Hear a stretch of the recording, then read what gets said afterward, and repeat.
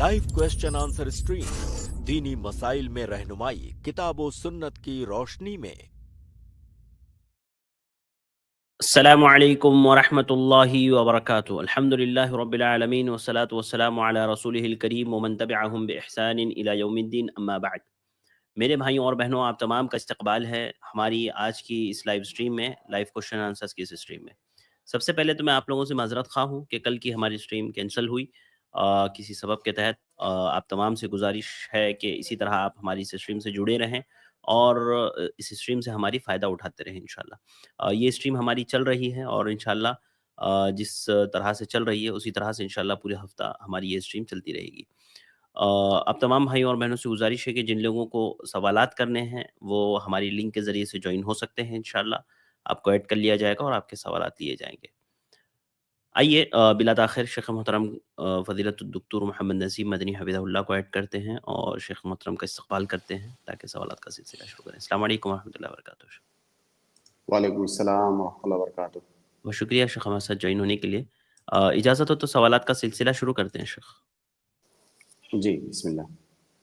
तो आज के सबसे पहले गेस्ट हैं हमज़ा अमीन। मैं आपको ऐड कर रहा हूँ, आप अपना सवाल करें भाई। जी हमज़ा शेख अमीन, नसीम। अस्सलाम वालेकुम। जी शेख, मेरा सवाल ये है कि बाथरूम में हम लोग बात कर सकते हैं क्या, और पानी पी सकते हैं क्या? जी बिस्मिल्लाह वल्हम्दुलिल्लाह वस्सलातु वस्सलामु अला रसूलिल्लाह। देखिए, शरीयत का एक उसूल है कि अल अस्लु फिल अशियाए अल इबाहा। दुनियावी जो मसाइल हैं, दुनियावी जो चीज़ें हैं, उसमें असल जवाज़ है। असल जवाज़ होने का मतलब कि किसी भी चीज़ को नाजायज़ उस वक्त तक नहीं कह सकते जब तक उसके बारे में दलील ना वारिद हो। अब बाथरूम में पानी पीने का जहाँ तक मसला है, पानी पीने के लिए किसी भी जगह की तायीन नहीं की गई है कि फ़लाँ जगह ही पी सकते हैं, फ़लाँ जगह नहीं पी सकते। आपको जहाँ पर ज़रूरत हो वहाँ पर पी सकते हैं। ये अलग मसला है कि अगर कहीं का उर्फ़ है या कहीं के कुछ ख़ास आदाब हैं तो आदमी उसकी रियायत करे, वरना असल इसमें यह है कि जवाज़ है, तो अगर इंसान को ज़रूरत है तो पी सकता है। इसी तरह से बात करने का भी मसला है। बात करना मैं समझता हूँ जहाँ तक जवाज़ की बात है, अगर ज़रूरत पड़े तो जायज़ है, लेकिन आम तौर से ये आदाब के और मुरुवत के ख़िलाफ़ ये बात समझी जाती है। क्योंकि ठीक है, इस ज़माने में तो बाथरूम सेपरेट होते हैं, बंद होते हैं चारों तरफ से, लेकिन पहले ज़माने में ऐसा नहीं होता था। पहले ज़माने में अगर बात करना है तो पास में जाना होगा। अभी तो छोटे छोटे कमरे हैं, अंदर आदमी बंद है, वो अंदर से बोल सकता है। तो असल ये है कि जवाज़ है, क्योंकि बोलने में कोई किसी तरह की कोई बेपर्दगी नहीं है। तो अगर किसी को ज़रूरत पड़े ऐसे वक्त में, ऐसी जगह पर, तो वो बोल सकता है। इंशाल्लाह इसमें कोई हरज की बात नहीं है, लेकिन बिला ज़रूरत बात करना ये आदाब के खिलाफ है। जी जी शेख, एक और सवाल कर लूँ? जी कर लीजिए। शेख, अगर बस में मैं जा रहा हूँ और वहाँ पर औरत बैठी हुई है और सीट खाली है, तो क्या बैठ सकता हूँ? और अगर बस फुल भरी हुई है और औरतें भी है, मर्द भी है, तो मुझे लग रहा है कि धक्कम धुक्का होगा, तो क्या जायज़ है जाना बस में? अगर आपको ऐसा लगता है कि आप उस सीट पर बैठेंगे तो उससे टच होगा, धक्कम धुक्का जो आप बात कर रहे हैं, अगर ऐसा है तो परहेज करें। लेकिन अगर सीट इस तरह से है कि बैठने के बाद भी ऐसा कोई अंदेशा नहीं है कि धक्का होगी या आपका जिस्म उसके जिस्म से टच होगा, अगर ऐसा मामला है तो बैठ सकते हैं। लेकिन अगर जिस्म का जिस्म से टच होने वाला मसला है, सीटें ऐसी हैं, तो फिर उससे परहेज करें। और देखिए, किसी को ये चीज बहुत अजीबो गरीब नहीं लगनी चाहिए। इस जमाने में असल में लोगों की समझ बिल्कुल पलट गई है। ये जो बात मैं कह रहा हूं, अगर इस पर गौर करेगा कोई भी इंसान, तो उसको नजर आएगा साफ तौर से कि हमारी शरीयत, जो हमारा दीन है, औरत की किस तरह से इज्जत करता है। ये जो बात हम कह रहे हैं, ऐसा नहीं कि उस मर्द को तकलीफ देने के लिए या किसी पिछड़ेपन की वजह से ऐसी बात कही जा रही है। ये उस औरत का एहतराम है, उसकी तकरीम है कि कोई अजनबी मर्द को यह हक नहीं है कि उसके जिस्म से उसका जिस्म टच हो। तो ये मुकम्मल तौर से उस औरत की तकरीम और उसका एहतराम है जो हमारी शरीयत जिसकी तालीम देती है। शेख अगर बस फुल भरी हुई हो और जैसे सब लोग खड़े हुए हो, तो मुझे अगर डर हो कि हो सकता है कोई औरत भी खड़ी हो तो मुझे टच हो जाए, तो उस बस में ना जाऊं, मैं वेट करूं दूसरी बस का। आप ऐसी जगह पर खड़े हो जहां पर ये अंदेशा ना हो। जी जी जी जी शेख, ठीक है, बहुत बहुत शुक्रिया शेख, जज़ाकल्लाह खैर। जज़ाकल्लाह फिकुम। बारकल्लाह। सिस्टर आयशा। अस्सलाम वालेकुम वरहमतुल्लाहि वबरकातुहू शेख। अस्सलाम वरहमतुल्लाहि वबरकातुहू। शेख, मेरा सवाल थोड़ा घरेलू मसाइल के ताल्लुक से है और थोड़ा बड़ा रहने वाला है, इसलिए इसके लिए माजरा चाहती हूँ। जी मेरे वालिद साहब पहले सऊदी में थे शेख, और अल्हम्दुलिल्लाह हम लोग के माली हालात बहुत अच्छे थे तब 15 साल पहले, और इंडिया आकर 15 साल हो गए, और तब से ही हम लोग के घर के खर्च में मुश्किलात स्टार्ट हो गई।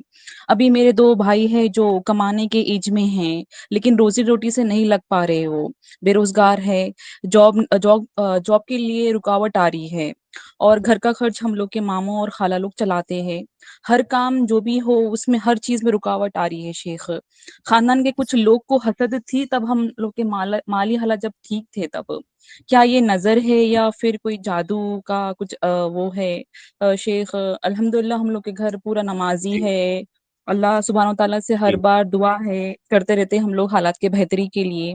रुक़या कराना कैसा है शेख ये चीज़ के लिए, या फिर आप कुछ गाइड कर सकते हैं इस पे शेख, ठीक है, जिससे कि समझ में हालात में आया। सुधार आए?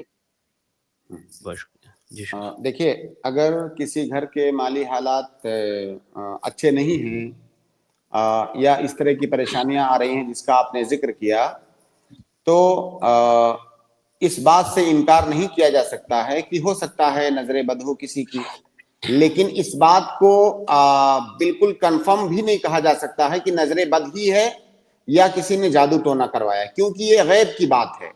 अलबत्ता नजर बद की या जादू टोने की कुछ अलामतें होती हैं। अगर कोई माहिर तजर्बेकार आदमी, नेक आदमी, बहुत सारे ढोंगी होते हैं, ढोंगियों की बात मैं नहीं कर रहा हूं, अगर कोई नेक और सालेह तजर्बेकार आदमी ऐसी कोई अलामत बता रहा है कि हाँ आप पर नजर बद है या आप पर किसी ने जादू टोना किया है, तब तो ये बात कही जा सकती है कि हाँ ऐसा हुआ है।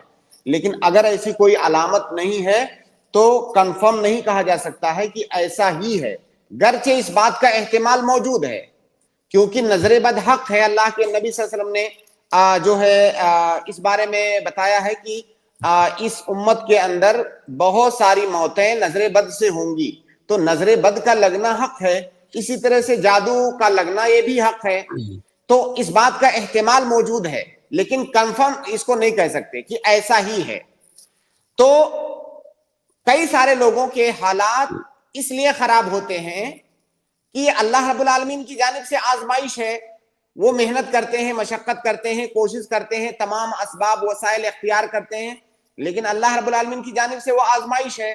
तो ये आजमाइश भी हो सकती है, जरूरी थोड़ी है कि अगर आप मेहनत करो तो कामयाब ही हो जाओ, जरूरी ऐसा नहीं है। बहुत सारे लोग हैं जो मेहनत करते हैं, कामयाबी हाथ नहीं लगती है। तो ये अल्लाह ताला की जानिब से आजमाइश भी ये चीज हो सकती है।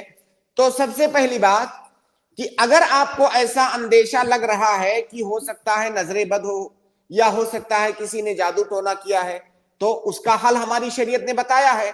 आप अपना अंदेशा, अपना शक दूर करने के लिए आप रुक़या शरिया कीजिए। रुक़या शरिया ये जादू का इलाज है, टोने और इसी तरह से नजर बद का भी इलाज है। तो रुक़या शरिया कीजिए, और जो उसके तकाजे हैं आदमी का, नमाज पढ़ना, नमाज का पाबंद होना, या जितने भी फराइज और वाजिबात हैं सबकी पाबंदी करना, जिक्र और अज़कार करना, कसरत से कुरान की तिलावत करना, और इसके साथ साथ में रुक़या शरइया कीजिए। तो अगर ऐसी कोई बात होगी तो इंशाअल्लाह वो खत्म हो जाएगी। लेकिन मैंने जैसा कि कहा, जरूरी नहीं है कि ऐसा ही हो। उसके बाद भी अगर खत्म नहीं होता है तो फिर आप ये ना सोच लें कि मैंने रुक़या किया और इसने काम नहीं किया। जरूरी थोड़ी है कि नजर बद या जादू की वजह से ही किसी के हालात खराब हैं। ये अल्लाह रब्बुल आलमीन की तरफ से आजमाइश हो सकती है। और इस दुनिया के अंदर ये अल्लाह रब्बुल आलमीन की सुन्नत है कि ऊंचा नीचा होता रहता है। कभी अमीरी आती है, कभी गरीबी आती है, कभी खुशहाली आती है, कभी तंगदस्ती आती है। तो ये इस दुनिया के अंदर अल्लाह ताला की सुन्नत है। तो अगर ऐसी कोई परेशानी है तो आदमी उस पर सब्र करे, अपनी कोशिश जारी रखे, अल्लाह ताला से दुआ भी करे, रिज़्क़ हलाल के लिए दुआ करे, अपनी कामयाबी के लिए दुआ करे, और अपनी कोशिश जारी रखे। उसके बावजूद भी अगर परेशानियां हैं तो उस पर सब्र करे, एहतिसाब करे, इस पर इंशाअल्लाह उसको अज्र मिलेगा। देखिए, انسان کو جو مصیبتیں آتی ہیں ان مصیبتوں کی وجہ سے اس کے گناہ بخش دیے جاتے ہیں, گناہوں کا کفارہ ہوتا ہے, جیسا کہ اللہ کے نبی صلی اللہ علیہ وسلم کی حدیث ہے. تو اگر کوئی اقتصادی پریشانی, اقتصادی مصیبت ہے تو یہ بھی ایک مصیبت ہے, بلکہ بہت بڑی مصیبت ہے. تو اگر انسان اس پر صبر کرتا ہے تو اس کے لیے کفارہ سیئات ہے. لہٰذا بہت زیادہ گھبرانے کی, پریشان ہونے کی, جزا فضا کرنے کی, واویلا کرنے کی ضرورت نہیں ہے, اور نہ ہی طرح طرح کا وہم اور وسوسہ پالنے کی ضرورت ہے. رقیہ شرعیہ بے شک کیجئے, بالکل کر سکتے ہیں, لیکن اس کے بعد بھی ضروری نہیں ہے کہ حالات صحیح ہو جائیں.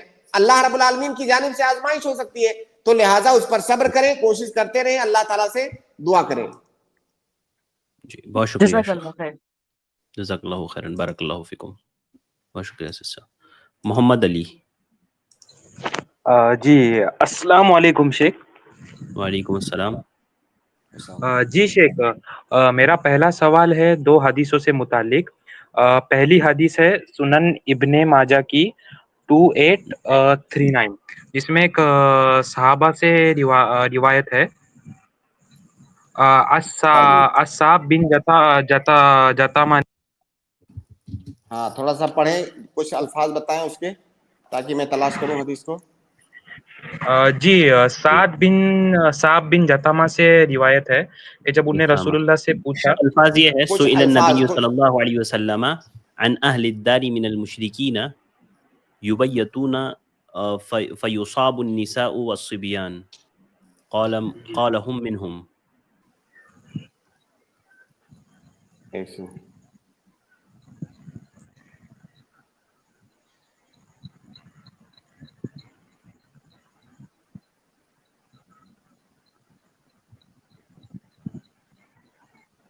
جی ہاں جی بالکل ہاں. اور آگے سوال کیا ہے آپ کا؟ جی سوال یہ ہے کہ نبی صلی اللہ علیہ وسلم نے تو عورتوں اور بچوں کا قتل حرام کر دیا ہے جنگ میں, تو جب یہ سڈن اٹیک نائٹ ریڈز ہوتی تھی تو اس میں بچے ہی مارے جاتے تھے, تو نبی صلی اللہ علیہ وسلم نے ایسا کہا کہ انہی میں سے, تو آپ ذرا اس پہ ایک اچھا ایکسپلینیشن دیجئے کہ غلط فہمی دور ہو. دیکھیے, جنگ میں ان تمام لوگوں کو مارنے سے ہمارے دین نے منع کیا ہے جو جنگ میں حصہ نہیں لے رہے ہیں, جو مسلمانوں کو نقصان پہنچانے کا سبب نہیں بن رہے ہیں. اور میں سمجھتا ہوں کہ اس زمانے میں جو جنگی قانون ہے دنیا کا, وہ قانون بھی یہی ہے, اور کہیں پر بھی انسانیت والا قانون ہوگا تو یہی ہوگا. جیسے آپ کے جواب پر آنے سے پہلے, جیسے مان لیجئے 2 ملکوں کی جنگ ہو رہی ہے, فوجیں لڑ رہی ہیں. اب قانون یہ ہے کہ سیویلینز پر حملہ نہیں کرنا ہے, کیونکہ جو سیویلینز ہیں وہ جنگ میں حصہ نہیں لے رہے ہیں, وہ نقصان نہیں پہنچا رہے ہیں سامنے والے ملک کی فوج کو. تو قانون یہ ہے کہ سیویلینز پر حملہ نہیں کرنا ہے, یہی انسانی قانون ہے. تو یہی قانون ہماری شریعت کے اندر بھی ہے کہ وہ تمام لوگ جو جنگ میں حصہ نہیں لے رہے ہیں, جو نقصان نہیں پہنچا رہے ہیں مسلمانوں کو, مسلمانوں کی فوج کو, ان کو نہیں مارنا ہے. جیسے چھوٹے بچے ہیں, جیسے عورتیں ہیں, جیسے ایسے لوگ ہیں جو الگ تھلگ تارک الدنیا ہیں, جیسے علماء ہیں, یا ہر دھرم میں, ہر مذہب میں ان کے علماء ہوتے ہیں, ان کو دنیا داری سے مطلب نہیں ہوتا, وہ الگ تھلگ رہتے ہیں. یا کوئی بوڑھا شخص ہے جو جنگ میں حصہ لینے کے قابل ہی نہیں ہے.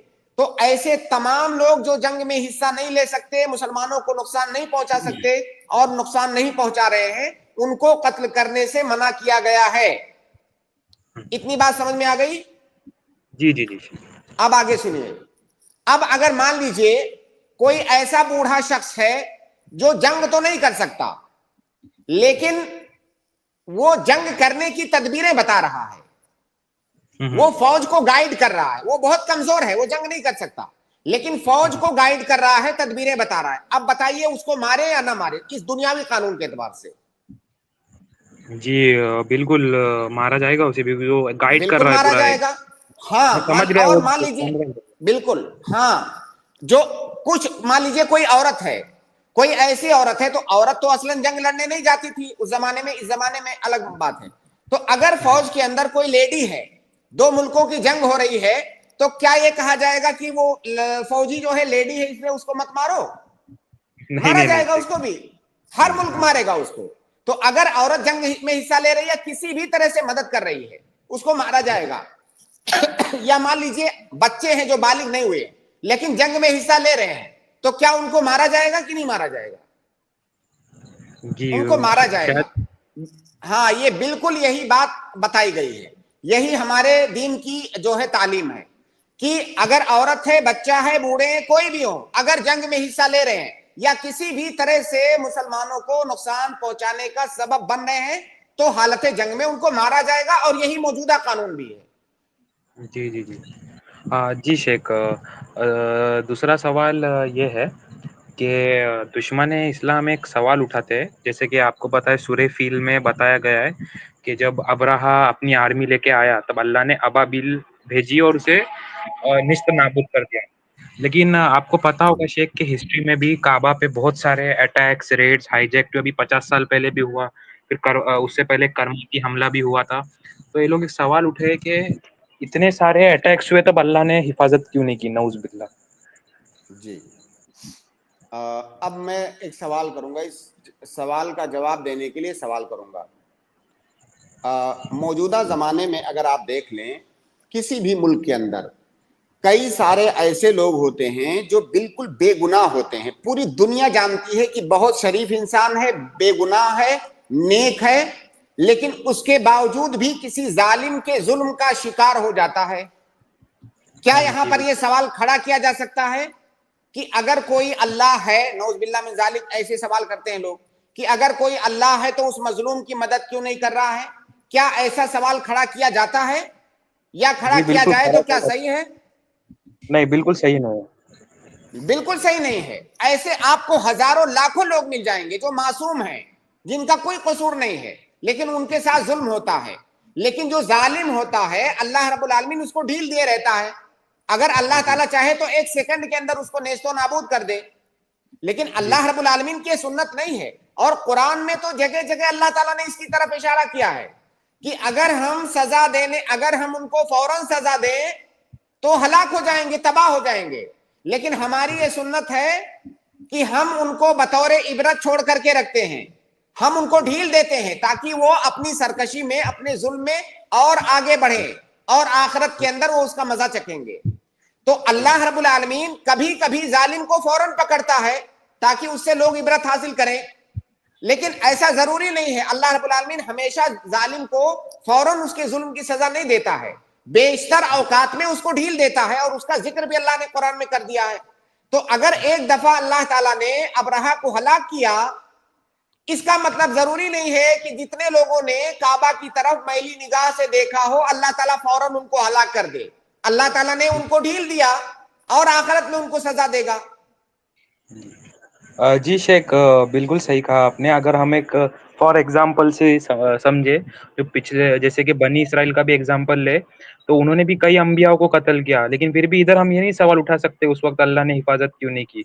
कुछ जगहों पे हाँ अल्लाह ने बिल्कुल हिफाजत की और कुछ जगहों पे इनको ढील मिली। बिल्कुल शेख जी, बिल्कुल बिल्कुल। ठीक, जज़ाकल्लाहु खैर अली भाई, जज़ाकल्लाह शेख। बारकल्लाहु फिकुम। जुबैर। हेलो, अस्सलाम वालेकुम शेख। वालेकुम अस्सलाम व रहमतुल्लाहि व बरकातुहू। शेख, मेरा एक सवाल है कि अगर मैं अब 10th क्लास में हूँ और मुझे ड्राइंग्स करने रहते हैं, जैसे कि मतलब डाइजेस्टिव सिस्टम, उसमें तो उसमें मैं आँख तो नहीं ड्रॉ कर सकता, लेकिन नोज़ मुझे ड्रॉ करना रहता है। तो क्या ये मेरे को इजाज़त मिल सकती है कि, क्योंकि एग्ज़ाम में शायद वो क्वेश्चन आ सकता है, तो क्या मैं नोज़ के साथ वो ड्रॉ कर सकता हूँ? देखिए, कोई भी किसी भी जानदार की ऐसी तस्वीर ड्रा करना जिसमें वो तमाम आज़ा मौजूद हों जो उस जानदार को जिंदा रहने के लिए ज़रूरी होते हैं, तो ये ड्राइंग हमारी शरीयत के अंदर हराम है। लेकिन अगर कोई ऐसा उज़्व जिसके बगैर वो जानदार जिंदा नहीं रह सकता, वो उज़्व उस तस्वीर के अंदर नहीं है या तस्वीर के अंदर है, उसको काट दिया गया है, तो ये हराम नहीं है। जैसे मान लीजिए पूरा सर नहीं है, फर्ज कीजिए पूरा सर नहीं है, तो अल्लाह के नबी सल्लल्लाहु अलैहि वसल्लम ने कहा अस्सूरतु अर्रास, ये इस तरह के अल्फाज हैं कि तस्वीर जो है सर ही है, अगर सर नहीं है तो तस्वीर नहीं है। तो चेहरे के अंदर या जिस्म के अंदर कोई ऐसा उज़्व जिसके बगैर वो जानदार जिंदा नहीं रह सकता, अगर वो उज़्व नहीं है तो तस्वीर नहीं है। लेकिन अगर वो तमाम जरूरी आज़ा हैं जो जिंदा रहने के लिए जरूरी होते हैं, तो फिर उस पर तस्वीर का इतलाक होगा, वो तस्वीर आप ड्राइंग नहीं कर सकते। शेख जैसे कि अगर मैं सिर्फ आंख ड्रॉ ना करूं, सिर्फ एक नोज ड्रॉ करूं, तो क्या वो इजाजत होगी या नहीं? सिर्फ नोज ड्रा कर रहे हैं, बाकी पूरा जिस्म नहीं।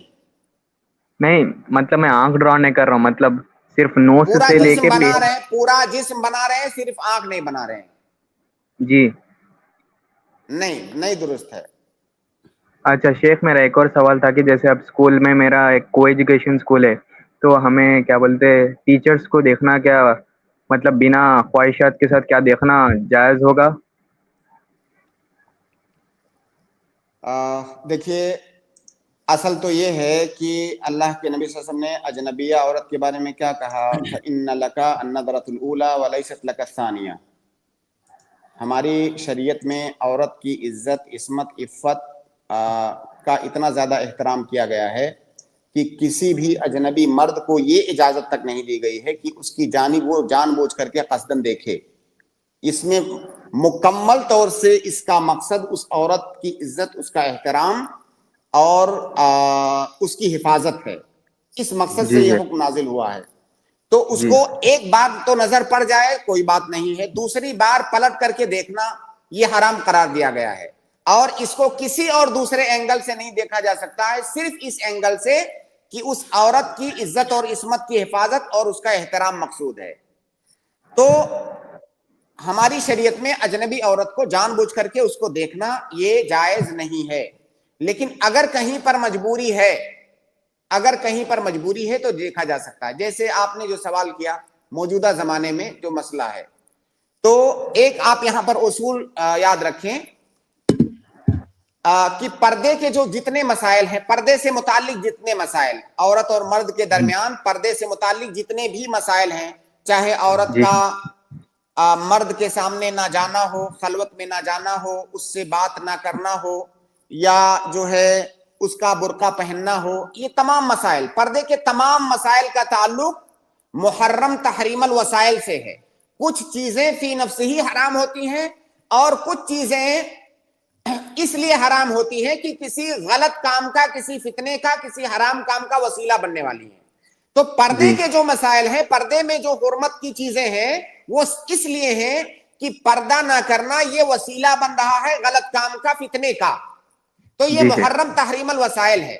और एक जी कायदा है कि अल मुहर्रम तहरीम अल वसाइल युबाहु इंदल हाजा। जो चीज इसलिए हराम है कि हराम काम का वसीला बनने वाली है, उस चीज को हाजत के वक्त मुबाह करार दे दिया जाता है। जैसे जी किसी अजनबी औरत को देखना ये हराम है, लेकिन जब आप उसको निकाह का पैगाम देते हैं तो आपके लिए देखना जायज हो जाता है थोड़ी देर के लिए। जब तक आप उसको देख लें, इतना देख लें कि पसंद आ जाए, रिश्ता तय हो जाए, इतना देखना आपके लिए जायज है। ये जायज क्यों हुआ? असलन तो हराम था, लेकिन ये हाजत है क्योंकि आप उससे शादी करना चाहते हैं। तो हाजत के वक्त वो जो हुर्मत थी खत्म हो गई। तो अब अगर कहीं पर तालीम हासिल कर रहे हैं, अगर ऐसा माहौल है कि उसके अलावा कोई ऑप्शन नहीं है, मैं ऑप्शन की बात नहीं कर रहा हूं, अगर ऑप्शन है तब तो बिल्कुल नहीं जायज है। अगर आपके पास ऑप्शन है तो जायज नहीं है, कतान भी जायज नहीं। इस बात को ध्यान रखें। जो मैं बात कर रहा हूं वो हालत इज़्तिरार की बात कर रहा हूं, जब ऑप्शन नहीं है। जहां ऑप्शन नहीं है वहां पर फिर ये जायज होगा हाजत के लिए। जी जी जुबैर भाई। मैं क्या, फीमेल टीचर्स है मेरे स्कूल में, तो क्या मैं उनको देख सकता हूँ? अभी तक मैं उसी का वही बता जवाब रहा दिया था। है शेख ने अभी इतनी देर से। इसको आप एक जी मर्तबा जी। पीछे से देखें, समझ में आ जाएगा आपको। नहीं नहीं, मतलब शेख ने ऐसा मतलब निकाह के बारे में बोला, इसलिए मैं थोड़ा कंफ्यूज हो गया। हाँ, नहीं, एक मैंने मर्तबा आप निकाह के, आप फिर से सुन रिवाइंड लीजिए। करके सुन लीजिए दोबारा, आपको समझ में आ जाएगी भाई जवाब। मतलब क्या जायज होगा? नहीं, मैं थोड़ा कंफ्यूज हूँ। अब मैं और वाज़ेह बता रहा हूं। देखिए, आप चाहते हैं और क्लियर। या आप ये शेख बोल बताइए बोल। कि आप जहां पढ़ते हैं, आपके जी पास क्या वो तालीम जो आप हासिल कर रहे हैं, वो तालीम लेना आपके लिए जरूरी है?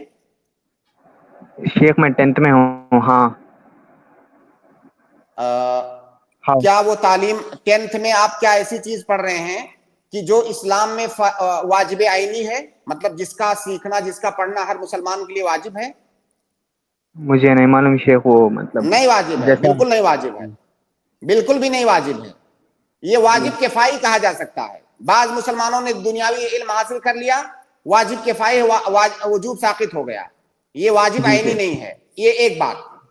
اور اگر واجب عینی بھی ہو بھی جائے تو پھر دوسرا سوال یہ ہے کہ کیا آپ کے پاس اور کوئی دوسرا آپشن نہیں ہے ایسی جگہ پر پڑھنے کا جہاں پر آپ کو ایک اجنبی عورت کے ساتھ نہ پڑھنا پڑے, اس کو نہ دیکھنا پڑے؟ کیا ایسا آپشن دنیا میں نہیں آپ کے پاس؟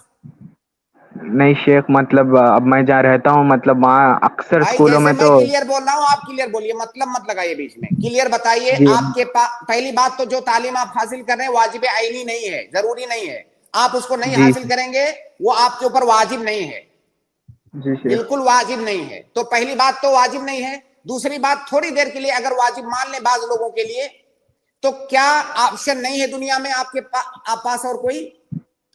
ہے شیخ. ہاں تو پھر نہیں جائز ہے. شکریہ شیخ. جزاک اللہ خیرا. سابعہ میں آپ کو ایڈ کراؤں, آپ اپنا سوال کریں. اللہ تعالیٰ قرآن میں کہتا ہے کہ لا تسألوا عن اشیاء ان تبد الاشیاء ان لکم تبد لکم تسؤکم وان تسؤکم. تسألوا جی عنہا. جی بالکل شیخ. اس کے بعد میں ایم سلیم کو ایڈ کر رہا ہوں, آپ اپنا سوال کریں ایم سلیم. اس کے بعد حمزہ ابن ارشد تیار رہیں گے. السلام علیکم شیخ. وعلیکم السلام ورحمۃ اللہ وبرکاتہ. خیریت سے ہیں شیخ؟ الحمدللہ. شیخ میرا سوال یہ ہے کہ گھر کا بکرا تھا جی پالتو, اور آخر مرحلے میں کل بھی میں سیشن میں پورا 1 گھنٹہ انتظار کیا, لیکن وہ میسج بھی جی جی شاید کل مصروفیت کی وجہ سے ہاں کینسل ہو گئی تھی کل کی اسٹریم.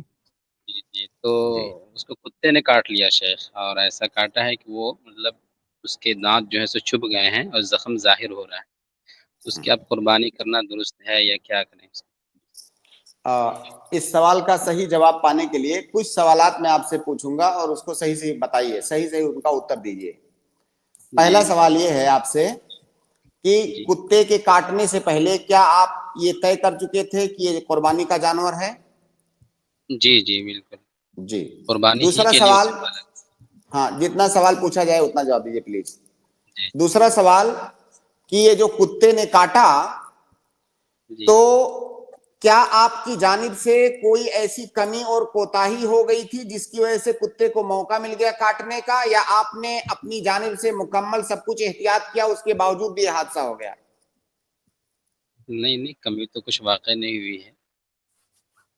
کیسے کاٹا تھوڑا سا بتائیے, کہاں کاٹ لیا کتے نے, کہاں تھا بکرا؟ بکرا میں چرا کر کے واپس لوٹتے ہیں نا, تو کئی سارے جانور ساتھ میں آتے ہیں.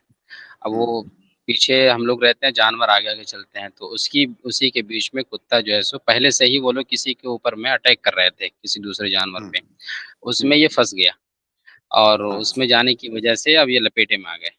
جی بالکل, جزاکم اللہ خیر. تو اب یہ جو تفصیلات آپ نے بتائیں اس کی روشنی میں اس کا جواب یہ ہے کہ بالترتیب 2-3 پوائنٹ آپ سنیے.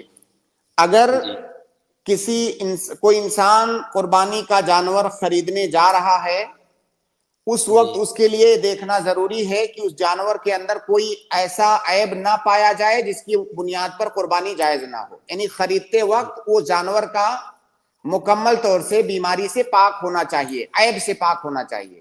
ایک بات. جی جی جب اس نے ایسا جانور خرید لیا یا پال لیا یا اس کی تعین کر دی, یہ فیصلہ کر دیا کہ یہ جانور قربانی کا ہے, اس کو کہا جاتا ہے تعین الاضحیہ. قربانی کی جی تعین اس نے کر دی. تعین کرتے وقت مکمل طور سے وہ جانور صحیح سالم تھا.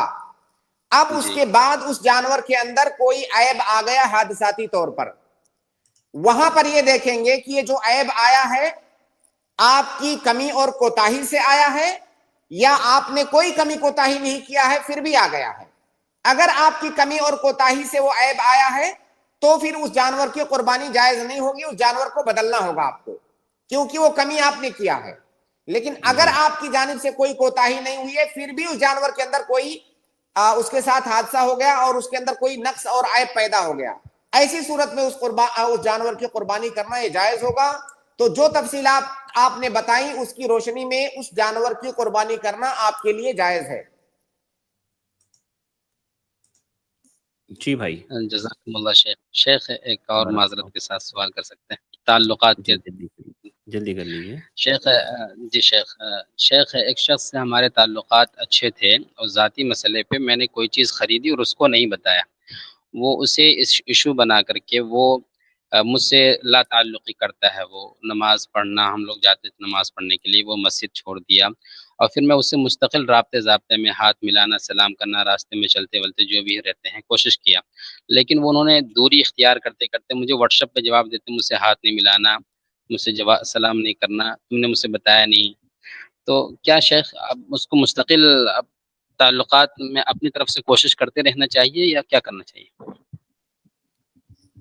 اگر آپ نے اپنے دوست یا کسی تعلق والے کو بتائے بغیر کوئی سامان خرید لیا تو اس میں کون سی بڑی بات ہو گئی؟ بھائی میں پتہ نہیں کیا کیا کرتا ہوں، ضروری تھوڑی ہے کہ تمام چیزیں دوستوں کو بتاؤں. صحیح بات. عجیب جو ہے لاجک ہوتی ہے لوگوں کی. دیکھیے بھائی، آپ نے جو کچھ کیا بالکل صحیح کیا، ان کو بتانا ضروری نہیں ہے. آپ جو ہے آپ کے لیے دوستی برقرار رکھنے کے لیے ضروری تھوڑی ہے کہ میں اپنی تمام بات اپنے دوست کو بتاؤں. تو آپ نے ایسا کچھ بھی غلط نہیں کیا. جی میں ایک دینی طالب علم ہوں، میں تو اس تعلق سے لوگ بارہ یہ کہتے کہ نہیں آپ کو ہی جھکنا ہے ہر مرحلے پہ. وہ دنیاوی لائن سے ہے تو جی اگر وہ آدمی جی میں سمجھ گیا بھائی آپ کا سوال. دیکھیے اگر آپ اپنی جانب سے کوشش جاری رکھیے، جب بھی وہ آدمی ملے آپ اس سے سلام کیجئے، بات کرنے کی کوشش کیجئے، آپ کبھی کبھی اس کو کال بھی کیجئے. یہ آپ کے اوپر واجب ہے. جو آپ کے اوپر واجب ہے وہ کام آپ کر رہے ہیں، اس کے باوجود اگر وہ رسپونڈ نہیں کر رہا ہے تو وہ گنہگار ہے، آپ بری الذمہ ہیں. تو آپ اپنی جانب سے وہ کوشش جاری رکھیے. وہ اگر غلط کرتا ہے تو اس کے ذمہ دار آپ نہیں ہیں. ٹھیک ہے بھائی. السلام علیکم السلام ورحمۃ اللہ وبرکاتہ. حمزہ ابن ارشد. السلام علیکم شیخ، خیریت سے؟ وعلیکم السلام. میرا ایک سوال یہ ہے کہ آپ نے جس میں نے آپ سے یہ سنا تھا کہ سفر میں جو ہے وہ مین عذر ہوتا ہے، نہیں عذر نہیں بولتے، عرف ہوتا ہے. یعنی عرف کے اعتبار سے یعنی دیکھا جائے اگر وہ سفر ہے، کہتے ہیں لوگ سفر، تو وہ کوئی انسان اثر کرے گا. لیکن شیخ سوال یہ ہے کہ کیا جیسے کوئی انسان اگر کہیں اسٹے کر رہا ہے تو وہاں بھی وہی دکھایا جائے کہ عرف کے اعتبار سے. اسی میں ایک اور سوال یہ ہے، بعض لوگ جو ہے جیسے میں جاتا ہوں اپنے نانی گھر، یا بعض لوگ اپنے خاندان والوں کے پاس جاتے ہیں، بعض لوگ اپنے خالہ چاچا کے گھر جاتے ہیں. اب وہاں جا کے بعض لوگ بولتے ہیں کہ نہیں کیونکہ آپ کا گھر ہے، آپ ہی کا گھر ہے، یہاں اپنا قصر نہیں اپنا پورا پڑیے. اس کی طرح دلیل چاہیے اور صحیح بات ہے کہ نہیں، ذرا واضح کر دیں. دیکھیے دو مسئلے ہیں، ایک مسئلہ ہے سفر کا، ایک مسئلہ ہے اقامت کا. کیونکہ ان دونوں مسئلوں سے شریعت کے دیگر مسائل جڑے ہوئے ہیں. جب انسان مسافر ہوتا ہے تو مسافر کے لیے جو رخصتیں ہیں وہ رخصتیں اس کو حاصل ہوتی ہیں، جیسے نمازوں کو قصر کرنا، نمازوں کو جمع کرنا، یا اور بھی مسافر کے لیے جو رخصتیں ہیں وہ رخصتیں اسے حاصل ہوں گی جب وہ سفر میں ہوگا. اب سفر کس کو کہتے ہیں؟ آپ نے خود ہی بتایا کہ میں نے بارہا اس مسئلے کو ذکر کیا ہے کہ سفر کا تعلق کسی خاص دوری سے نہیں ہے کہ آپ اتنی دور تک جائیں گے تو اس کو سفر کہا جائے گا. سفر کا تعلق قرب سے ہے. آپ کے سماج اور معاشرے میں جہاں جانے کو، جتنا دور جانے کو سفر کہا جاتا ہے اسی کو سفر کہا جائے گا. اور یہ الگ الگ علاقوں میں، الگ الگ ماحول میں، الگ الگ وقت اور زمانے میں یہ بدلتا رہتا ہے. جو وسائل حمل و نقل ہیں ان میں جس قدر آسانی آتی ہے دوریاں سمٹتی جاتی ہیں، تو اس کے اعتبار سے سفر کا اطلاق بھی بدلتا رہتا ہے.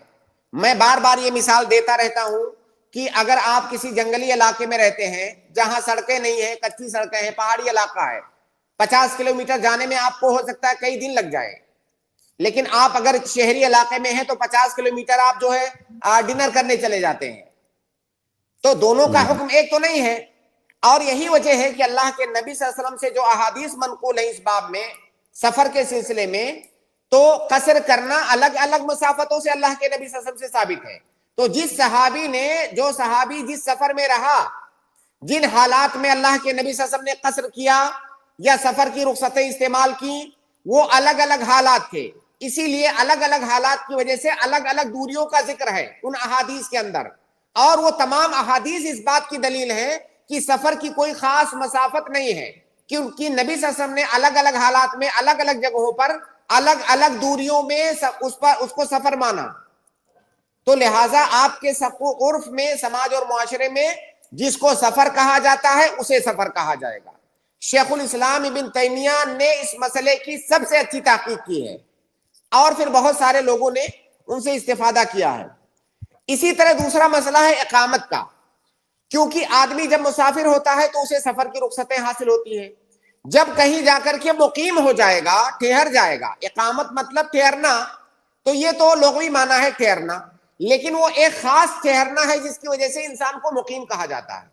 تو جب انسان سفر میں کہیں پر گیا، وہاں جا کر کے مقیم ہو گیا، اب اس کو سفر کی رخصتیں حاصل نہیں ہوں گی، لیکن وہ کتنے دن تک وہاں پر ٹھہرے تو اسے مقیم کہا جائے گا۔ یہاں پر بھی اس کا تعلق دن سے نہیں ہے، اس کا تعلق بھی عرف سے ہے۔ وہاں کے عرف میں جتنا ٹائم ٹھہرنے کو سفر اقامت کہا جائے گا اسی کو اقامت مانا جائے گا، کیونکہ ہماری شریعت میں کہیں پر بھی اس کی تعین نہیں آئی ہے کہ اتنے دن ٹھہرو گے تو مقیم اور اس سے کم دن ٹھہرو گے تو مسافر، ایسی کوئی تعین نہیں آئی ہماری شریعت میں، تو لہٰذا اس کا تعلق بھی عرف سے ہے۔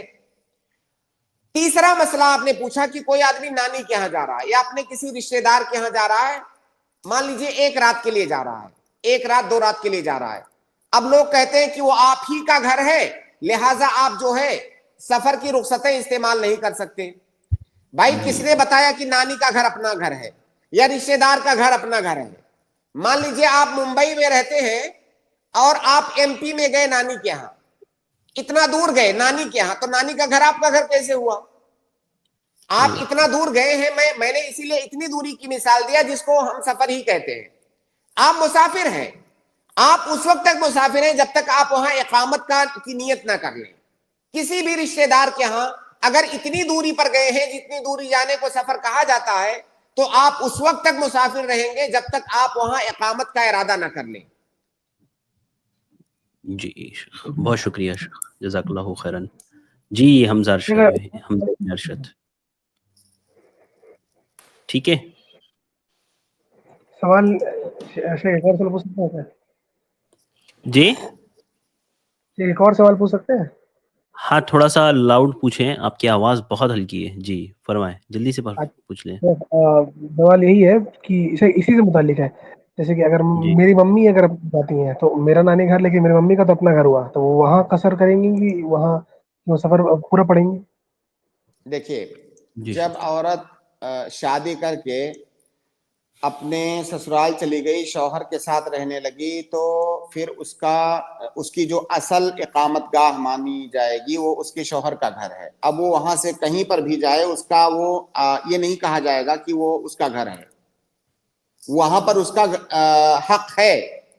لیکن اگر کوئی اپنے مائکے گئی ہے اور مائکہ اتنی دوری پر ہے جس کو سفر مانا جاتا ہے، 1 رات کے لیے گئی، 2 رات کے لیے گئی، اس کو اقامت نہیں کہا جائے گا، کیونکہ وہاں پر مستقل وہ نہیں رہتی ہے۔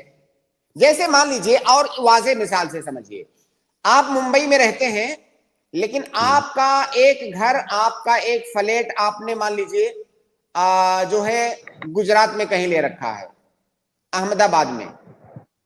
اب آپ جو ہے کبھی کبھی جاتے ہیں تھوڑا سا دیکھ بھال کرنے کے لیے یا کسی کام کے لیے گجرات گئے اور آپ اپنے فلیٹ میں چلے گئے، تو کیا یہ کہا جائے گا کہ چونکہ وہ فلیٹ میری ملکیت ہے اس لیے اب یہاں پر میں اپنے گھر آ گیا، مقیم ہو گیا؟ نہیں، بالکل نہیں۔ آپ جہاں پر مستقل طور سے رہتے ہیں اس کو آپ کا گھر کہا جائے گا، اس کو آپ کا وطن کہا جائے گا۔ دیکھیے اصل میں انسان کی 3 حالتیں ہوتی ہیں، ایک ہوتا ہے مستوطن، ایک ہوتا ہے مقیم، ایک ہوتا ہے مسافر۔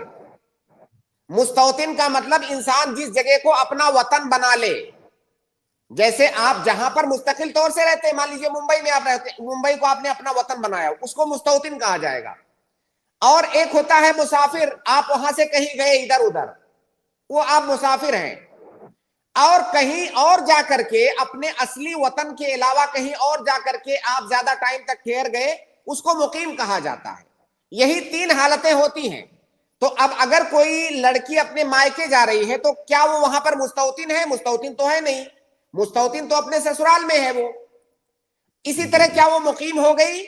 1-2 دن ٹھہرنے سے تو مقیم نہیں ہو جاتی ہے، تو لہٰذا وہ مقیم بھی نہیں ہوئی۔ اس کا مطلب یہ ہوا کہ جو تیسری حالت ہے مسافر کی، مسافر ہوئی وہ۔ ہاں اگر وہ لمبے ٹائم تک وہاں رکتی ہے تو پھر مقیم ہو جائے گی. جی ٹھیک جی ٹھیک ہے. بہت جزاک اللہ خیر. شکریہ. السلام بارک علیکم. اللہ بارک اللہ فیک. عرفان. السلام علیکم ورحمۃ اللہ. جی وعلیکم السلام ورحمۃ اللہ وبرکاتہ. شیخ میرا ایک یہ سوال ہے کہ جیسا کہ جمعہ سے پہلے بھی روزہ رکھنا پڑتا ہے، جمعہ کے بعد بھی، آپ کے اس کو بولتے ہیں عرفہ ہے جمعہ کے دن، تو اس دن صرف ہم ایک ہی دن روزہ رکھیں گے یا پہلے اس سے پہلے بھی؟ جی اچھا اس نفل. سال یوم عرفہ جمعہ کے دن جمعہ پڑ کے رہا ہے دن پڑ شیخ. رہا ہے. ہاں ہمارے یہاں سیٹرڈے اس سال سنیچر کو عید ہے. سنیچر کو عید ہے شیخ، جمعہ کو اچھا عرفہ کا دن، چلیں عرفہ کا روزہ ہے. الحمدللہ. دیکھیے یہ مسئلہ ہے کہ اللہ کے نبی صلی اللہ علیہ وسلم نے ایک حدیث کے اندر جمعہ کے دن روزہ رکھنے سے منع فرمایا. جیسا کہ اللہ کے نبی صلی اللہ علیہ وسلم کی روایت حدیث ہے کہ آپ اپنی ازواج مطہرات میں سے کسی کے پاس گئے، غالباً جویریہ رضی اللہ تعالیٰ عنہ ہیں غالباً، تو وہ روزے سے تھیں اور وہ جو ہے جمعہ کا دن تھا. تو اللہ کے نبی صلی اللہ علیہ وسلم نے ان سے پوچھا کہ کیا کل گزشتہ کل تم روزے سے تھیں، یعنی جمعرات کو؟ تو انہوں نے کہا نہیں. آپ نے پھر پوچھا کہ کیا کل اگلے کل یعنی سنیچر کو کیا روزہ رکھنے کا ارادہ ہے؟ انہوں نے کہا نہیں. اللہ کے نبی صلی اللہ علیہ وسلم نے کہا پھر افطار کر لو، یعنی آج روزہ مت رکھو. مطلب یہ ہوا کہ جمعہ کے دن خاص طور سے اکیلے جمعہ کے دن بغیر کسی سبب کے روزہ مت رکھو. اسی طرح سے ایک اور روایت ہے سنیچر کے بارے میں، اللہ کے نبی صلی اللہ علیہ وسلم نے کہا کہ سنیچر کے دن نفلی روزہ مت رکھو، خاص طور سے سنیچر کے دن. ٹھیک ہے، یہ دو روایتیں ہو گئیں. ان دونوں روایتوں کا مطلب کیا ہے؟ ان دونوں روایتوں کا مطلب اس وقت سمجھ میں آئے گا جب اس سلسلے کی تمام احادیث کو آپ اکٹھا کریں گے. اللہ کے نبی صلی اللہ علیہ وسلم نے کہا کہ جمعہ کے دن اکیلے روزہ مت رکھو. ان سے پوچھا کہ کیا گزشتہ کل روزہ رکھی تھی؟ انہوں نے کہا نہیں. اگلے کل رکھو گی؟ نہیں. اس کا مطلب اگر گزشتہ کل رکھی ہوتی تو جمعہ کو رکھ سکتی تھی، اور اگر اگلے کل رکھنے والی ہو تو جمعہ کو رکھ سکتی ہو. گویا کہ جمعہ کو تنہا روزہ نہیں رکھنا ہے. تو ایک بات تو یہ ہوئی کہ جمعہ کو تنہا روزہ نہیں رکھنا ہے. دوسری بات یہ کہ وہ کون سا جمعہ ہے جس میں تنہا نفلی روزہ نہیں رکھ سکتے؟ یہ اس سے وہ جمعہ مراد ہے جہاں پر خصوصیت کے ساتھ جمعہ کے دن نفلی روزہ رکھا جائے بغیر کسی سبب کے. لیکن اگر اس کا سبب پایا جائے کوئی تو اس دن روزہ رکھا جا سکتا ہے. جیسے اس سال یوم عرفہ جمعہ کے دن پڑ رہا ہے. آپ بتائیے جتنے لوگ بھی میری بات سن رہے ہیں وہ بتائیں کہ اس سال جب آپ یوم عرفہ کے دن روزہ رکھو گے جو کہ جمعہ کا دن ہوگا، تو کیا وہ روزہ آپ اس لیے رکھو گے کہ وہ جمعہ کا دن ہے، یا روزہ اس لیے رکھو گے کہ وہ عرفہ کا دن ہے؟ یہ کہ وہ عرفہ کا دن ہے. عرفہ کا دن ہے، اس کا جمعہ سے کیا تعلق ہے؟ وہ سنیچر کو پڑتا، اتوار کو پڑتا، جس دن بھی پڑتا وہ روزہ آپ رکھتے. گویا کہ آپ یہ روزہ جمعہ کا نہیں رکھ رہے ہیں، یہ آپ عرفہ کا روزہ رکھ رہے ہیں. اور روزہ رکھنا جمعہ کا منع ہے، عرفہ کا تو نہیں منع ہے. عرفہ کا تو کہا گیا ہے باقاعدہ کہ عرفہ کا روزہ رکھو. تو آپ یہ دماغ میں مت لائیں کہ آپ جمعہ کا روزہ رکھ رہے ہیں. جمعہ کا روزہ آپ کہاں رکھ رہے ہیں؟ یہ تو جمعرات کو بھی پڑھ سکتا تھا اتفاق سے. تو آپ عرفہ کا روزہ رکھ رہے ہیں. گویا کہ وہ جو اس دن آپ روزہ رکھ رہے ہیں وہ روزہ رکھنے کا آپ کے پاس سبب ہے. تو اگر آپ کے پاس سبب ہے تو آپ جمعہ کو بھی رکھ سکتے ہیں، سنیچر کو بھی رکھ سکتے ہیں، کسی دن بھی آپ رکھ سکتے ہیں، کیونکہ آپ کے پاس سبب موجود ہے. جیسے اس کی مثال ہے، جیسے اللہ کے نبی صلی اللہ علیہ وسلم نے عصر کے بعد نفلی نماز پڑھنے سے منع فرمایا. بغیر سبب کے کوئی نفلی نماز آپ پڑھیں تو منع ہے یہ، جب تک کہ سورج غروب نہ ہو جائے. لیکن کوئی آدمی مسجد میں داخل ہو رہا ہے عصر کی نماز پڑھنے کے بعد، کسی مسجد میں جا رہا ہے. اب اللہ کے نبی صلی اللہ علیہ وسلم کی حدیث ہے کہ اذا دخل احدکم المسجد فلا یجلس حتى يصلي رکعتين. جب بھی مسجد میں داخل ہو تو جب تک 2 رکعت نہ پڑھ لو تب تک اس میں مت بیٹھو. اب یہاں پر کیا یہ کہا جائے گا کہ بھئی عصر کے بعد ممنوع اس لیے نہیں پڑھیں گے؟ عصر کے بعد بغیر کسی سبب کے منع ہے. یہاں پر اس کے پاس سبب موجود ہے نماز پڑھنے کا، تو یہاں پر وہ پڑھے گا. اسی طرح جو وہ جمعہ کے دن روزہ رکھ رہا ہے بغیر کسی سبب کے نہیں رکھ رہا ہے، وہ سببی روزہ رکھ رہا ہے، لہٰذا وہ روزہ رکھے گا. دوسری بات یہ، جیسے کہ میں نے عرض کیا کہ وہ جمعہ کا روزہ نہیں رکھ رہا ہے, وہ عرفہ کا روزہ رکھ رہا ہے, وہ تو اتفاق کی بات ہے کہ وہ جمعہ پڑھ رہا ہے. جی بھائی شیخ دوسرا جی یہ جواب مل گیا نماز آپ کے کو؟ اندر جی کیا کہا اگر انہوں نے نماز کے اندر چھینک آ جائے تو کیا کہیں گے؟ میں نہیں سن سکتا. نماز کے اگر اندر نماز اگر کے چھینک اندر آ جائے نماز کے چھینک اندر آ اگر جائے جی چھینک آ جائے تو کیا ہاں, کرے شیخ؟ نماز کے کیا اندر اگر الحمدللہ چھینک آئے تو آپ الحمدللہ اتنے آہستہ آواز میں کہہ سکتے ہیں کہ بغل والے کو ڈسٹرب نہ ہو, کیونکہ اگر آپ نے زور سے کہا تو جب ایک مسلمان چھینکنے کے بعد الحمدللہ کہتا ہے تو سننے والے کے اوپر واجب ہوتا ہے کہ اس کا جواب دے, یرحمک اللہ کہے. تو آپ نماز کے اندر اس شخص کو یرحمک اللہ کہنے کے لیے مجبور نہیں کر سکتے, آپ اس گویا کہ اس کو آپ ڈسٹرب کر رہے ہیں. ایک تو آپ کی آواز سے ڈسٹرب ہوگا, دوسرا اس کے اوپر جو یرحمک اللہ کہنے والی بات ہے, اگر وہ جواب دے تو نماز کے اندر ایک جو ہے وہ بول رہا ہے, لہٰذا آپ اتنے آہستہ سے کہیں کہ اس کو آپ کی آواز سنائی نہ دے. اگر اس طرح آپ کہتے ہیں تو جائز ہے انشاءاللہ. جی شیخ یہ ہر کسی نماز میں نفل فرض وغیرہ ہاں بالکل. دیکھیے آپ اگر نفل گھر میں اکیلے پڑھ رہے ہیں, اکیلے گھر میں پڑھ رہے ہیں, تو وہاں تو آس پاس میں کوئی نہیں ہے, تو وہاں کوئی مسئلہ نہیں انشاءاللہ. جب آپ لوگوں کے بیچ میں ہیں جہاں لوگ نماز پڑھ رہے ہیں تو وہاں پر یہ بات ہے. ٹھیک ہے شیخ, شکریہ بہت جزاک شکریہ. اللہ. بارک اللہ. ابرار دلکش. السلام علیکم ورحمۃ اللہ وبرکاتہ. السلام ورحمۃ اللہ وبرکاتہ. شیخ میرے دو سوال ہے. پہلا یہ کہ حکومت کی طرف سے جو سبسڈی دی جاتی ہے اس کو لینا کیسا ہے, اور دوسرا یہ کہ ہماری جو جنازے کی چارپائی ہوتی ہے اس کو کافر میت کے لیے دینا کیسا ہے؟ حکومت کی طرف سے جو سبسڈی دی جاتی ہے, ہاں جی دیکھیے سبسڈی امدادی. بہت ساری قسم کی سبسڈی ہوتی ہے, تو تھوڑا سا جس سبسڈی کے بارے میں آپ پوچھ رہے ہیں تھوڑا سا اگر 2 لائن میں تفصیل آپ بتا دیں. جیسے کہ قرضہ, حکومت قرضہ معاف کرتی ہے. قرضہ دیتی ہے کہ معاف کرتی ہے؟ پہلے دینے تو دیجئے, معاف پہلے کیوں کر رہے ہیں؟ یعنی مطلب تھوڑا سا اس کی پوری شکل بتائیں گے, کیونکہ اس میں بھی کئی شکلیں ہیں, قرضہ دینے کی اور بھائی اس کو معاف جواب کرنے کی بھی غلط کئی چلا شکلیں جائے گا, ہیں. آپ کو جواب غلط چلا جائے گا. نہیں تو پہلے دوسرا سوال لے لیتے ہیں شیخ. غیر مسلمین کے لیے چارپائی دینا کیسا ہے جنازے کی؟ دیکھیے کوئی بھی ایسا کام جس میں اسلامی جو عقیدہ ہے اس کی مخالفت کی جا رہی ہے,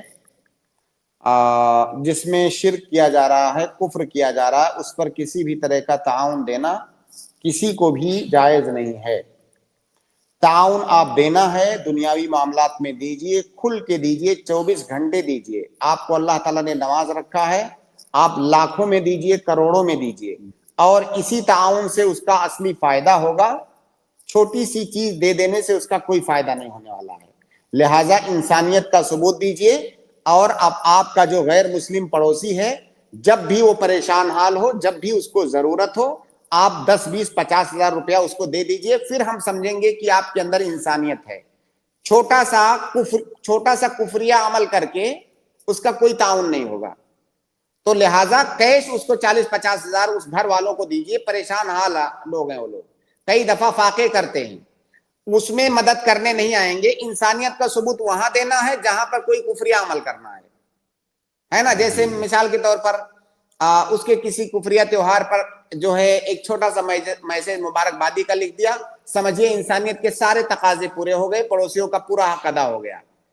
انسانیت یہ ہے کہ وہ آپ کا غیر مسلم پڑوسی جب پریشان حال ہے تو اگر آپ کے اندر اتنی جرات ہے, اتنی ہمت ہے, تو آگے بڑھ کر کے 40 50 ہزار 2 4 لاکھ اس کی مدد کیجئے. یہ اصل انسانیت ہے. کوئی کفریہ عمل کر لینا یہ انسانیت نہیں ہے. جی صحیح بات ہے شیخ میرا یہ سوال, حکومت کی طرف سے جو امدادی اسکیمیں ہوتی ہیں, جیسے سننے میں آتا کہ کسانوں کا قرضہ معاف, अच्छा, बहरहाल आप बता नहीं पा हुकूमत रहे कर्जा हैं, देती है ना। आप बता नहीं पा रहे हैं, फिर भी मैं जी जी जी। खुद सवाल बना के उसका जवाब दे देता हूं। आप बता नहीं पा रहे हैं, इस तरह मैं जवाब दूंगा ना तो आपको गलत जवाब जाएगा और जो है आप वाज़ेह नहीं हो पाएगा। देखिए, अगर हुकूमत कर्जा दे रही है, बहुत सारे किस्म के कर्जे होते हैं, किसानों को कर्जा देती है, बिजनेसमैनों को कर्जा देती है हुकूमत। अगर हुकूमत कर्जा दे रही है, चाहे किसान को, बिजनेसमैन को, किसी को भी, और उस कर्जे में कंडीशन ये है कि आप जो कर्जा ले रहे हैं इतना परसेंट आपको ज्यादा देना होगा, 2%, 4%, 10%, कितना भी हो। 1 लाख ले रहे हो, 1,10,000 मसलन आपको वापस करना है। अगर इस शर्त के साथ वो कर्जा दिया जा रहा है तो मुसलमान के लिए वो कर्जा लेना जायज नहीं है, क्योंकि सूद है वो, क्योंकि सूद की शर्त उसमें मौजूद है। लेकिन अगर कर्जा हुकूमत दे रही है कि 1 लाख लो, 1 लाख ही वापस करना है, तो बिल्कुल लेना जायज है। जी जी भाई, ठीक है, जज़ाकल्लाहु खैरन शेख। मोहम्मद सुल्तान। अस्सलाम वालेकुम शेख। वालेकुम अस्सलाम रहमतुल्लाहि व बरकातुहू। शेख मेरा सवाल है तर्क रफुल दैन के लेकर, जैसे कि तिरमिजी शरीफ में अब्दुल्लाह बिन मसूद रदी अल्लाह ताला अन्हु से जो हदीस है तर्क रफुल दैन कर लेकर, जिसमें आप रदी अल्लाह ताला अन्हु फरमाते हैं कि मैंने रसूलुल्लाह सल्लल्लाहु अलैहि वसल्लम को देखा कि आप सल्लल्लाहु तकबीरत तहरीमा के वक्त रफुल दैन करते, फिर सलाम फेरते वक्त ना करते। तो इस हदीस को इमाम तिरमिजी रहमतुल्लाह अलैह ने हसन कहा है। तो इस फिर ये करने के बाद इमाम तिरमिजी फरमाते हैं कि यही बाज़ अहले इल्म, अहले कूफा और ये मजहब है, और यही इसी पर सुफियान सौरी और इसहाक अहमद रहमतुल्लाह अलैह थे। इस हदीस के क्या है बेस हदीस? पर इस पर अमल करना चाहिए। हदीस के अल्फाज हदीस बताइए बोलिए, थोड़ा सा। हदीस थोड़ा सा। फरमाते हैं आवाज कट रही है भाई आपकी। अब्दुल्लाह बिन मसूद की हदीस है। हाँ, क्या है उसका मफहूम, कुछ बताइए थोड़ा सा।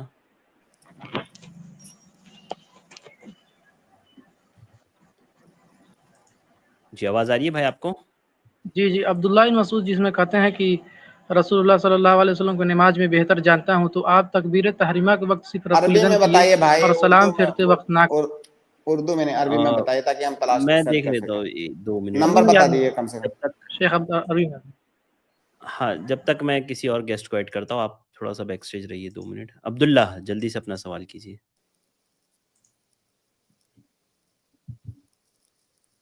जी, आवाज आ रही है आपको अब्दुल्ला भाई?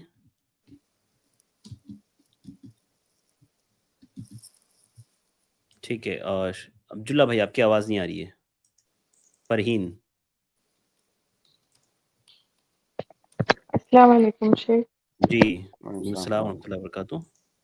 शेख, इस बार हमारे अब्बू के तरफ से कुर्बानी होगी, और क्या हुआ कि उनका नाक साफ करते हुए कुछ बाल उखड़ गए।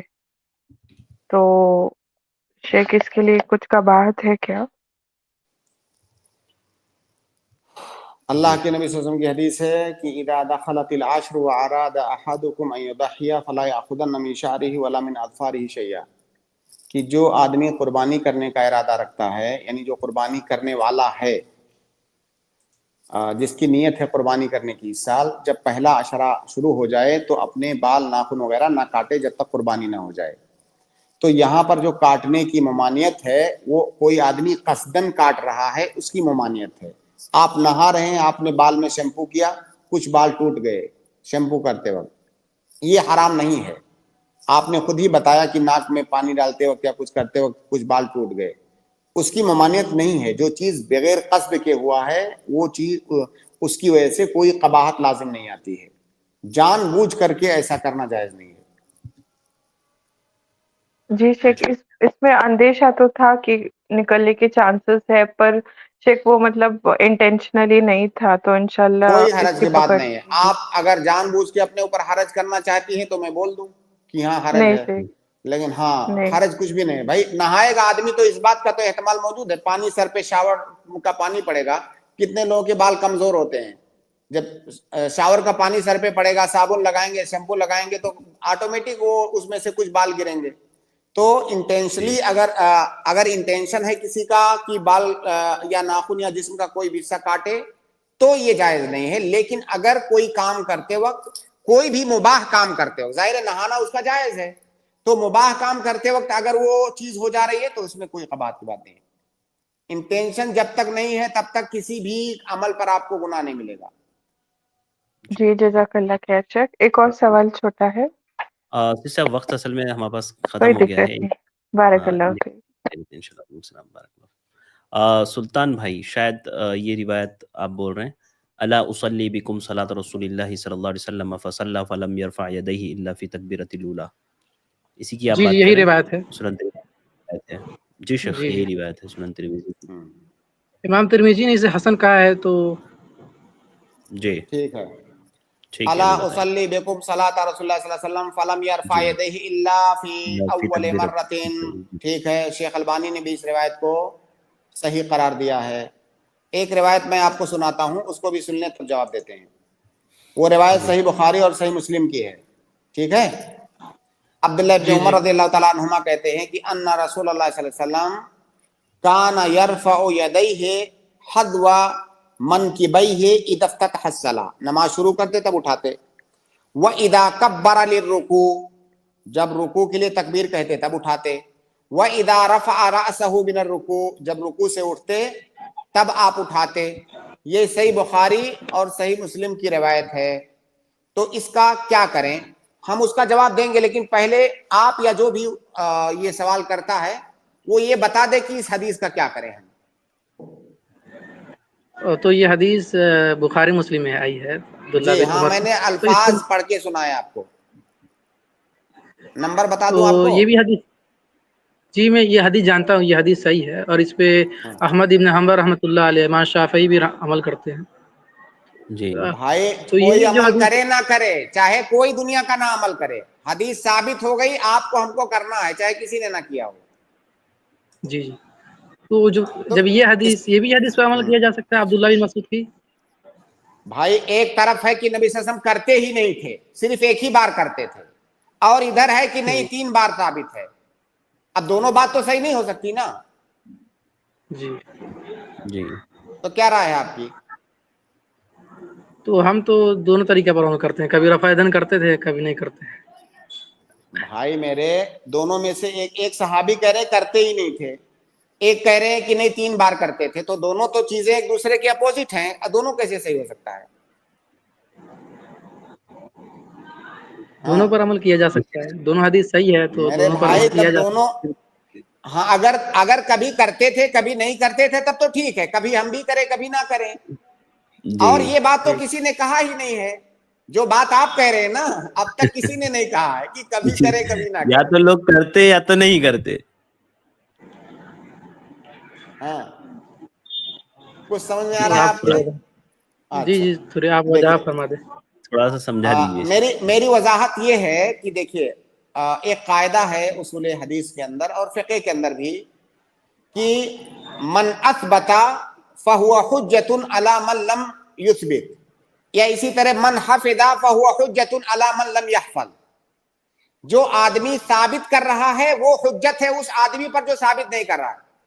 جو روایت آپ نے بیان کیا یا آپ نے پیش کیا اس میں کہ نہیں کرتے تھے یا آپ نے ایک ہی بار کیا، یہ گویا کہ نفی کر رہے ہیں، ہے نا، وہ نفی کر رہے ہیں. اور یہاں پر جو روایت میں نے صحیح بخاری اور مسلم کی پیش کیا اس کے اندر اس بات کیا جا رہا ہے. تو جو آدمی اس بات کر رہا ہے وہ گویا کہ اس نے یاد کیا ہوا ہے، یہ مقدم ہے اس پر جو نفی کر رہا ہے اس پر. یہ اصول ہے علماء کے یہاں.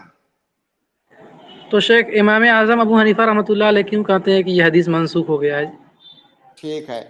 اچھا اگر امام اعظم امام ابو حنیفہ رحمہ اللہ رحمۃ واسعۃ، اگر وہ یا کوئی اور امام بڑا امام اس کی زبان سے نکلی ہوئی بات کیا شریعت ہے نہیں. یا ہم اسے دلیل مانگیں گے؟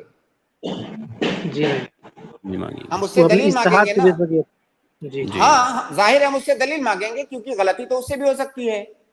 اب اگر امام ابو حنیفہ رحمہ اللہ یا کوئی بھی امام آ کر کے کسی حدیث کے بارے میں کہیں کہ حدیث منسوخ ہے تو کیا ہم ایسے اس بات کو مان لیں گے؟ منسوخ ہونے کے لیے تاریخ کا یا تو علم ہونا چاہیے کہ حدیث پہلے کی ہے یا بعد کی ہے، یا تو منسوخ ہونے کے لیے صراحت کے ساتھ کہیں اس کا ذکر ہونا چاہیے کہ پہلے یہ حکم تھا بعد میں یہ حکم ہو گیا، جیسا کہ رضاعت کے بارے میں حضرت عائشہ کی حدیث ہے۔ تو یا تو صراحت ہو منسوخ ہونے کی، یا تو کم سے کم تاریخ کا علم ہو۔ تو اگر ایسی کوئی دلیل نہیں ہے تو اگر ہم ایسے ہی کسی کے منسوخ کہنے سے منسوخ ماننے لگے، کل کو کوئی بھی انسان، کوئی بڑا عالم آ کر کے کسی حدیث کے بارے میں کہہ دے گا منسوخ ہے کیونکہ اس کے مذہب کے مطابق نہیں ہے، تو کیا آپ منسوخ مان لیں گے اس کو؟ دلیل چاہیے نا منسوخ کہنے کے لیے، اور اس کی کوئی دلیل نہیں منسوخ ہونے کی۔ جی سمجھے۔ ٹھیک ہے شیخ، بہت شکریہ، جزاک اللہ خیرن بھائی، بارک اللہ فیکم۔ السلام علیکم۔ السلام ورحمۃ اللہ وبرکاتہ۔ بہت شکریہ شیخ ہمارے ساتھ جوائن ہونے کے لیے، وقت ہمارا ہو گیا ہے، انشاءاللہ کل ملاقات ہوگی۔ السلام علیکم ورحمۃ اللہ وبرکاتہ۔ اس کے بعد میں اپنے تمام بھائیوں اور بہنوں کا شکر گزار ہوں، الحمدللہ آپ لوگ جڑے رہے ہیں اپنے سوالات کی، امید کرتے ہیں تشریف وقت جوابات ملے ہوں گے۔ آج کے لیے بس اتنا ہی، مجھے دیجیے اجازت، انشاءاللہ کل پھر ملاقات ہوگی۔ السلام علیکم ورحمۃ اللہ وبرکاتہ۔ السلام علیکم ورحمۃ اللہ وبرکاتہ۔ آئی پلس ٹی وی پر الحمدللہ 140 سے زیادہ علماء اکرام کے پروگرامز، 16,000 سے زیادہ دینی ویڈیوز، ہر ہفتے 35 سے زیادہ علمی اور دعوتی لائیو سٹریمز، اردو، انگلش اور بنگلہ زبانوں میں کام۔ I plus T V mobile app, smart T V app اور آئی پلس ریڈیو پر 24 گھنٹے لائیو پروگرامز، 40 سے زیادہ سوشل میڈیا ایپس پر daily video upload, 13 YouTube channels, الحمدللہ تجربے کار علم والے علماء، اسلام کی صحیح تعلیمات لوگوں تک پہنچانا اور دین کی دفاع۔ اس کام کو آپ کو ضرور سپورٹ کرنا چاہیے۔ جزاک اللہ خیر، والسلام علیکم ورحمۃ اللہ۔ Support I plus T we, donation دینے کے لیے 9588888826 پر کال کریں۔